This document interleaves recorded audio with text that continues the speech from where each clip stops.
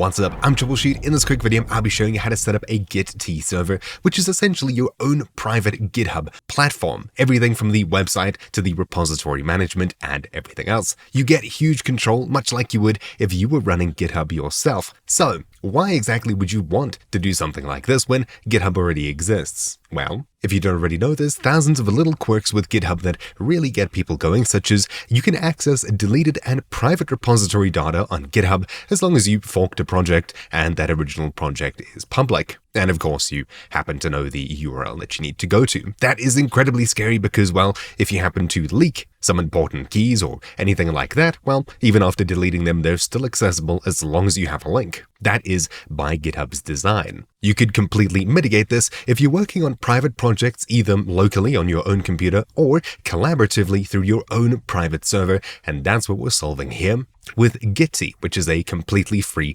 open source GitHub type environment for you and possibly even a team. It's completely free and actually really fantastic to use. This video is not sponsored by Gitea, instead it's sponsored by Brilliant. Brilliant is a fantastic place to learn new skills through thousands of interactive lessons. Start learning for free using my link, brilliant.org/troubleshoot, but you'll find out more at the end. For now though, let's talk about Gitea. There are thousands of ways to install this for all of the different platforms. In the description down below, you'll find a link to this page. Just click installations, and here you'll find installing from the binary on Windows, Mac, or Linux, or what we'll be doing here is running with Docker. Docker is going to be the best way to get a consistent functional install working on pretty much all platforms. So we'll be starting with this option over here. On this page linked down below, you'll find the steps to install with Docker.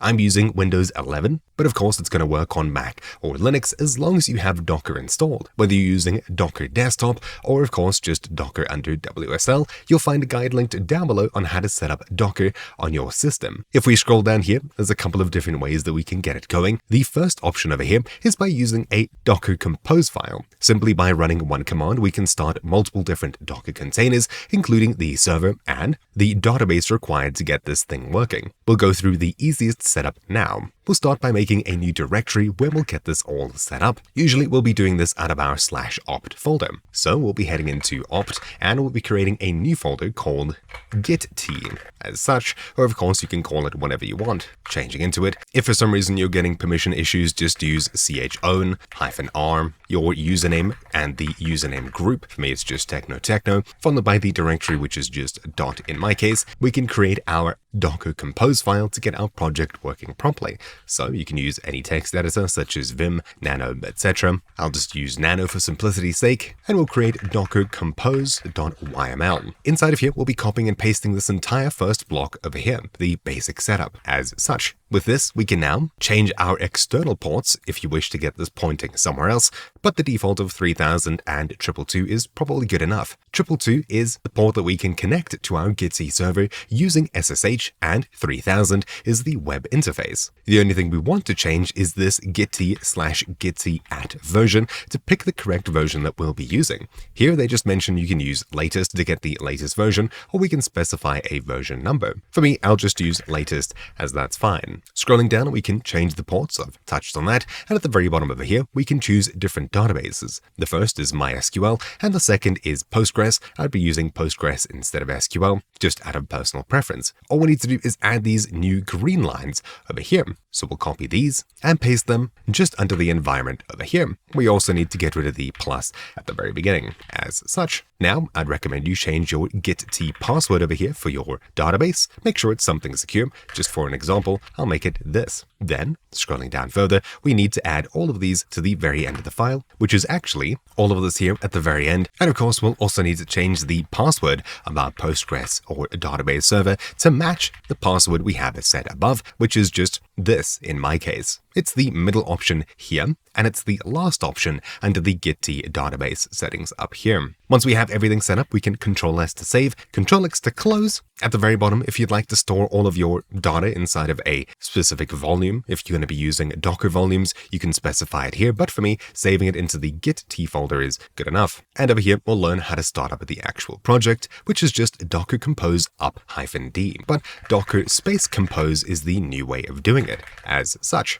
So we'll hit enter, and there we go. It'll start downloading these different projects from the internet, and it'll set it up using our config in just a second. Just a quick note, if you happen to mess anything up, you can always come back to this same directory and just delete the Gitea and Postgres folders to completely reset your project and everything in it. Just keep in mind, those folders contain the database for all of your different users, settings, etc. And of course, this Gitea folder over here contains all of the repositories and things like that. So these are incredibly important folders, and they can get pretty big, especially if you have a large team or many projects inside of it. These are the two folders that you should be backing up, if anything. There we go. Once it's started and these have been created, if you're using Docker Desktop, for example, you'll see a UI with our projects running here. And of course, we can access port 3000 to interact with our brand new Gitea installation. Most of these settings are already filled in based on what we have set up, but there's a couple of things that you want to pay attention to. When you scroll down, set your site title. For this, I'll make it troubleshoots test Gitea. I'll leave the repository path as is. This folder is going to get pretty big pretty quickly, and especially the LFS folder, which is for large file storage. These are the two ones that you may want to move to a different drive if you're really limited on space, and of course, most importantly, back them up. Our runner's username and everything else will leave as is, and we'll enable the update checker to remind us to update. At the very bottom, we have optional settings where we can set up an email host to send emails to us or other users, such as issue posts, comments, and things like that. You can always add this later. Service and third-party settings, which I would definitely recommend checking into. You can enable federated avatars, which are those little avatars that are automatically generated. You can enable capture, and most importantly, you can do things like disable self-registration. If you're only going to be using this for yourself and nobody else, I'd recommend turning off user self-registration so only admins can create new user accounts. This way you can control exactly who can use your server and who can't. If we tick this, I'd also recommend you check require sign-in to view pages just to lock down your Gitea server a little bit more. I'm going to be using this just for myself, so that's pretty important for me to do. Obviously, of course, people will need to get access to port 3000 on my server first, and we could do things like open it to the internet so anyone can use it with our IP, or we can put it behind a reverse proxy like Nginx or Apache, so we can get this running on a website, for example, like techno.com, my website. With everything else set up as is, there's not too much else we need to do except for the very bottom where we'll be creating our admin account. Here you can enter a username, enter an email address, enter a password, and confirm it as well. Obviously, yours should be a little bit stronger than this. So we'll install Gitea, and there we go. Waiting for it to complete, we're now on our homepage, and things are looking pretty empty. If you want to use your admin account, which we're currently logged into, you can add a new repository over here, create a new organization, and other things like that. If you want to create a new user, click Profile and Settings in the top right, followed by Site Administration, and under Identity and Access, we can choose User Accounts and create a new user account here. You can set one up with less privileges and things like that. You can even set it to be public, limited, or private, depending on that person or user's needs. Username, email, password, and bam, there we go. I'll leave everything as default. I don't mind using my own user account, so I'll add a new repository from the main page. Here we can give it a name, such as, let's see, troubleshoot test. We'll make it a private repository, and we can enter a name like this is a test. Everything else I'm fine as is, and we can create our repository. Oh, and we can't have spaces. So there we go. At this point, we now have a project page. We've got code, issues, actions, which actually works surprisingly similarly to GitHub's actions, packages, projects, and wiki. So it's fully fledged, and if you had this behind a reverse proxy or something like that, this is already accessible through the internet, which is fantastic. As I've set this up to be a private website, if I open this up in a new browser, you'll see that we have a 404 here, and checking the homepage, everything else is empty. If we had this set up as public, people will be able to explore our existing repos, check out users, organizations, etc. From here, we can go ahead and connect to this as we would usually. We can clone it, push new things to the repo, etc. If you have something like GitHub Desktop installed, you can actually control your Git repos the same way as you would on GitHub. Committing, checking the history, managing branches, and everything else is exactly the same. In fact, you don't even need to use GitHub Desktop. You can use SourceTree or any other Git management software. For now, though, I'll click the repository dropdown and we'll clone an existing repo. We'll choose URL here instead of GitHub, and we'll type in the URL here. So we'll copy this path over here, paste it in, and it's already picked out the correct name. So we'll clone it, and now we'll need to enter our username and password. I set this as that. Okay, and after a few seconds, and there we go. As you can see, it's uninitialized. We'll need to do our first push to initialize everything here. They've given us a bunch of commands to do this, so we can copy these and run them in order to create our first commit and initialize everything, or we can just click New File at the very top and give it a name. If you chose to add a license or something like that, your repo should already be initialized. We'll call this just readme.md, and we'll say, "Hi, this is a test. Welcome." With that done, we can preview our file. Looks pretty good. We'll add commit info, so I'll just title it as init, and we'll commit changes. Bam, there we go. Now our project is live, and we have our first file in it, and of course, because it's a README, it's now displaying underneath all of our different project files here. If we repository fetch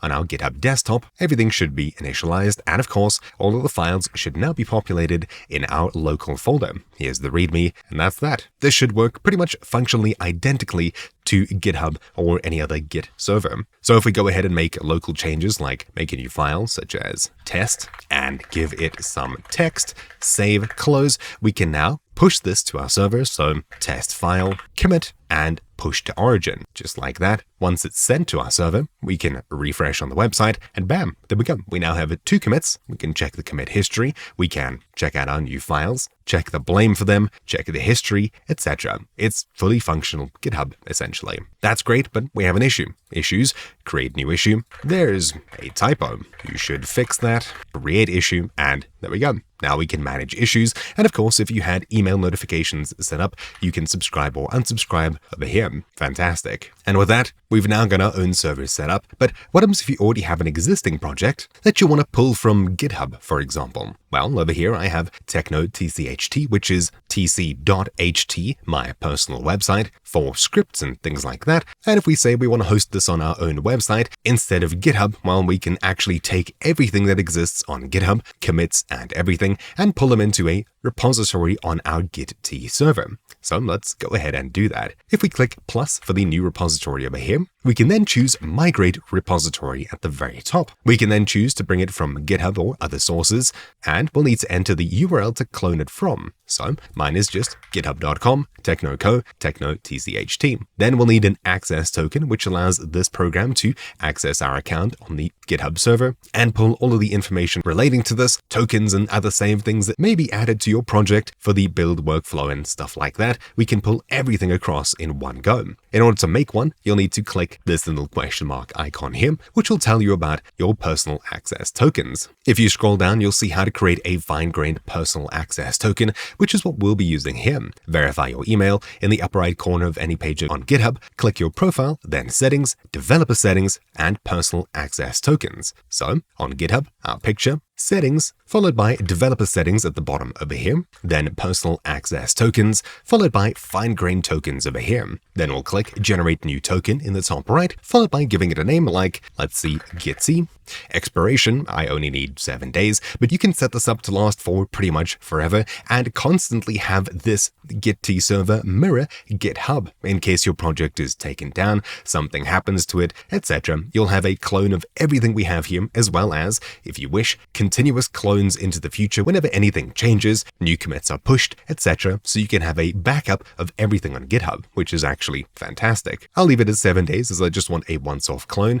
I'll leave everything else as is, and we'll set it to only our public repos as this is a public repo. Then at the very bottom, account permissions. I don't think there's anything too much you need to set here, and that's pretty much that. If you're going to be using a private repo, you can use only selected repositories, then select your repo, whether private or public, scroll down, and then we can set repository permissions over here. You'll need to allow it access to pretty much everything here if you want to copy everything. So one by one, you'll need to click read and write or read only, whatever you're most comfortable with for most, if not all of these options over here. There's probably a more correct way of doing this, but if you want to clone everything from GitHub or a specific project, then this is probably going to be the way that you do it. Obviously, once you're done, you can delete this token if you're only going to be once off copying it. And of course, it'll expire in 7 days anyways. So there we go. We're done choosing read in, read and write. So we'll generate a token at the very bottom, and now we can copy our token here. Keep in mind, I will have deleted this by the end of the video. On our Gitea page over here, we'll paste it into this access token section, and we can choose to mirror this. So it'll continue mirroring it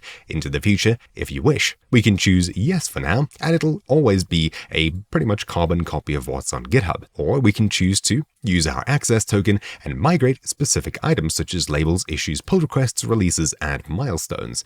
Of course, a wiki as well, and even LFS files if there's any large files on your server. I'll leave it as this repo will be a mirror to just copy everything, and that's fine. We'll choose the owner to be us, give the repo a name, we can make it a private or public one, I'll make this one public, and we'll migrate the repository. This should of course leave everything on GitHub, so there's nothing to worry about there, and of course, there we go, it's now copied everything from our GitHub platform into Gitea. Everything from the past commits from months and years ago to every little individual file, everything's copied exactly as it should be, which is fantastic. Issues weren't copied across as I have this copied as a mirror, and of course in the future we can sync it to be up to date with the GitHub version. We can click settings in the top right, scroll down to the bottom of the repo settings, and adjust our mirror settings here. We can synchronize now, get it to synchronize automatically in the future, and everything like that. Scrolling all the way to the bottom, we can convert this to a regular repo, which is the same as cloning it without ticking that